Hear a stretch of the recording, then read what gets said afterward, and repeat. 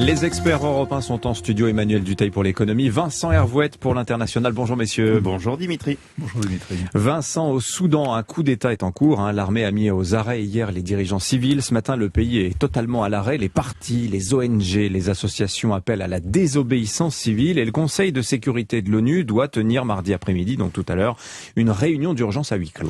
Oui, le coup d'État au Soudan, c'est toujours soudain, mais c'est jamais une surprise. Il y en a eu 5 depuis l'indépendance. À chaque fois, les militaires prétendent mettre fin aux palabres qui s'éternisent entre civils, à la confusion générale, à la faillite de l'économie.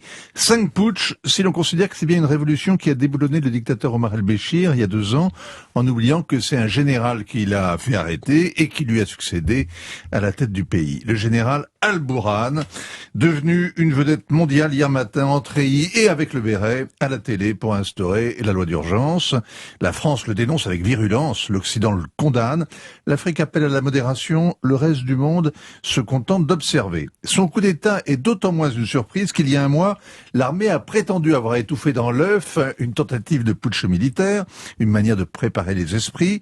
Il y a une semaine, le compte à rebours est lancé, des partisans de la manière forte, des islamistes notamment, plantent leur tente devant le palais présidentiel, suppliant l'armée de mettre fin à l'incurie des civils.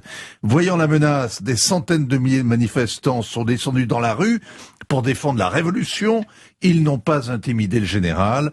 Après une semaine de préliminaires, les militaires ont tiré leur coup d'État, ils ont tiré de leur lit les ministres, ils ont tiré sur la foule, mais officiellement, ils n'ont pas tiré un trait sur la transition démocratique. Un bilan ce matin, officiellement 3 morts, et donc ce général Al-Bourhan promet un nouveau gouvernement, je cite, pour corriger le cours de la transition. Oui, des élections dans 2 ans, c'est toujours ce qu'on dit dans ces cas-là. La vérité, c'est que la transition a tourné court.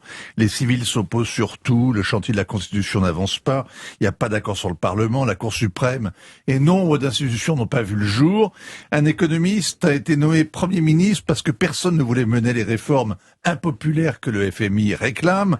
Après avoir passé des années au pain sec et à l'eau à cause des sanctions internationales, les Soudanais qui ont fait la révolution ont hérité d'une nouvelle cure d'austérité.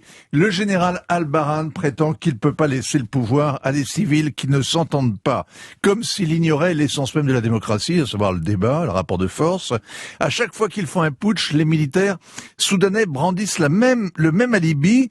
À leurs yeux, la démocratie doit être enfilée par 2 dans la cour de la caserne et à défaut, ils gardent la haute main sur le pays. Alors, les États-Unis réclament un rétablissement immédiat des autorités de transition. Ils ont suspendu hier une aide de 700 millions de dollars qui est cruciale pour le pays. Est-ce que ça peut faire reculer les militaires? Mais écoutez, 20 ans d'embargo américain ont ruiné le Soudan sans faire plier les dirigeants.